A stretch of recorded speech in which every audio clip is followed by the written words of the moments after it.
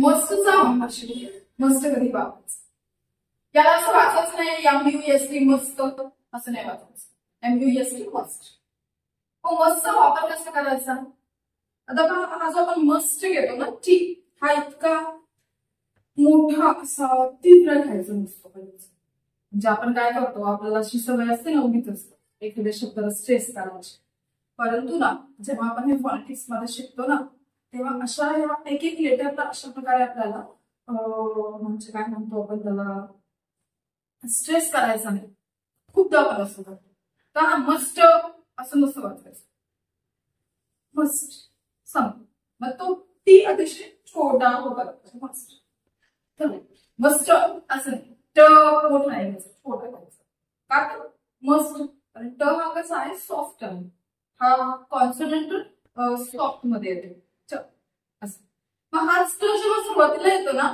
Top ठीक आहे top असा घेतो तर मग आता मस्ट जाऊया पॉइंट कडे मस्ट सारायचं काय असतो मस्ट म्हणजे केलेच पाहिजे आता पहा याचा शेवटचा जो शब्द आहे केलेच आता इकडे स्ट्रेस बरं का केलेच पाहिजे का कारण कंपल्शन आहे आपल्या कसं ते आपण मधला गुण येतो नाही करत जा नाही असं नाही केलंच पाहिजे म्हणजे काय कंपल्शन आहे आपण ते केलं पाहिजे रूल्स मध्ये आहे आणि आपण केलंच पाहिजे याच्यासाठी मस्त असतं बरंच कन्फ्युजन असतं मला म्हणजे काय कन्फ्युजन असतं की शुद्ध आणि मस्त मध्ये काय असतं शुद्ध केलेलं बरं केले पाहिजे सॉफ्ट सांगतो केलं पाहिजे नाही केलं तर चोकी बघत नंतर पण मस्त म्हणजे केलंच पाहिजे कळतं ना दोन्ही मधला डिफरन्स शुद्ध म्हणजे केलं पाहिजे मस्त म्हणजे केलंच पाहिजे म्हणजे तुम्हाला तिकडे काही सुटका नाही तुम्हाला ते करायचं झालं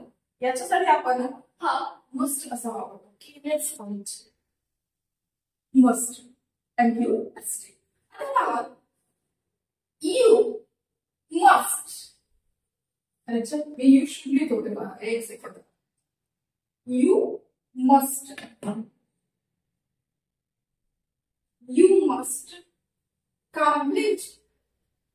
complete the PPT short मध्ये लिहिली PowerPoint presentation PPT today आपण वेगवेगळ्या पद्धतीने एकच वाक्य लिहू शकतो You must complete the PPT by today itself. आपल्याला ज्या पद्धतीने बोलायचं आपण बोलू शकतो. After all, हे लँग्वेजेस आहे. तर you must complete the PPT today. म्हणजे काय? तू आज PPT कंप्लीट केलीच पाहिजे. जेव्हा एखादा बॉस, एखादा HOD सांगतोय ज्युनियर्सला, वर्कर्सला, एम्प्लॉईजला जे काय आहे आज केलंच पाहिजे. म्हणजे आज रेस्ट्रिक्शन आहे. You must complete it today. At any cost कुठल्याही हालतीमध्ये कंप्लीट करायचं आहे आपण मुलांना समजावून सांगतो कसं आता एखादा मुलगा आहे Raj must bring his project on time English मधला टाइम तीन पद्धतीने वापरला जातो ऑन टाइम वेळेवर इन टाइम वेळेत विदिन टाइम वेळेच्या आत So, Raj must bring his project on today. मध्ये अशा काही बेसिक्स आहे तुम्हाला सांगायची सवय आहे असा विचार करू नका की इथला पण जो असतो याचं काय निघलं म्हणजे नॉलेज इज लाईक रिव्हर नाही का की ती रिव्हर कशी वाहतीये तसं असतं नॉलेज असं रेस्ट्रिक्टेड नाही की हे म्हणजे हेच तुम्ही आपल्या चॅनलला सबस्क्राईब केलं याचा अर्थ तुमचं नॉलेज वाढणार आहे एवढं मात्र नक्की आहे तर Raj must bring his project on time राजने त्याचा प्रोजेक्ट वेळेवर आणलाच मस्ट असा अर्थ त्याचा मस्ट म्हणजे केलंच पाहिजे असं आणखी एक एक्झाम्पल पाहूया म्हणजे लक्षात येईल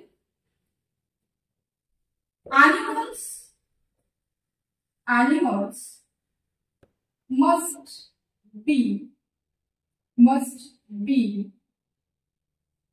taken care by their owners. जर असं वेगळं सेंटेन्स आहे passive सेंटेन्स आहे animals must be taken care by their owners. पाहिजे must be आलेला आहे सेम कसं घेतलंच पाहिजे प्राण्यांची काळजी त्यांच्या ओनर्स म्हणून घेतली गेलीच पाहिजे असा हा अर्थ आहे मस्त म्हणजे काय?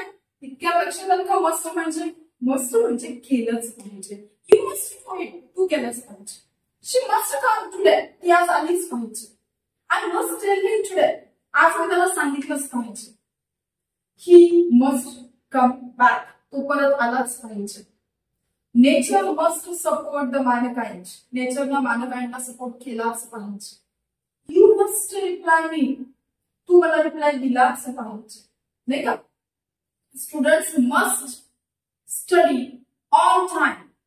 विद्यार्थ्यांनी वेळेवर अभ्यास केलाच पाहिजे. We must believe. आपण विश्वास ठेवलाच पाहिजे. कशावर? पुढे ना येऊन जातं बोलतं. सोपं आहे नाही का? सो मग मस्ट म्हणजे केलंच पाहिजे. Understood the meaning of must. कसा वापरायचा आहे? जेव्हा तुम्हाला कॉन्टेक्स्ट आहे की एखादी गोष्ट झालीच पाहिजे, जेव्हा अशा पद्धतीचा कॉन्टेक्स्ट येतो तेव्हा तुम्ही बिनधास्त मस्ट वापरायचं.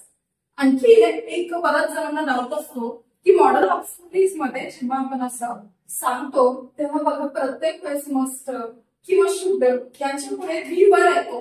व्ही म्हणजे वर्ब. वर्बचा फर्स्ट.